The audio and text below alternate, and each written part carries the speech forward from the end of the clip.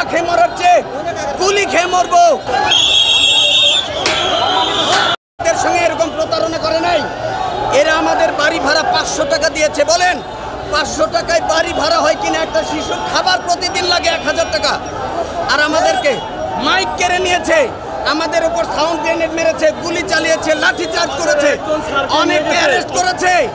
আপনাদের মাধ্যমে আমরা পুরো দেশবাসীকে জানাতে চাই, আমরা যদি জাতির বিবেক হই, জাতি গড়ার কারিগর হই, সেই জাতি গড়ার কারিগরের উপর আমাদের কি নির্যাতন, নিপীড়ন, অত্যাচার, বৈষম্য করছে।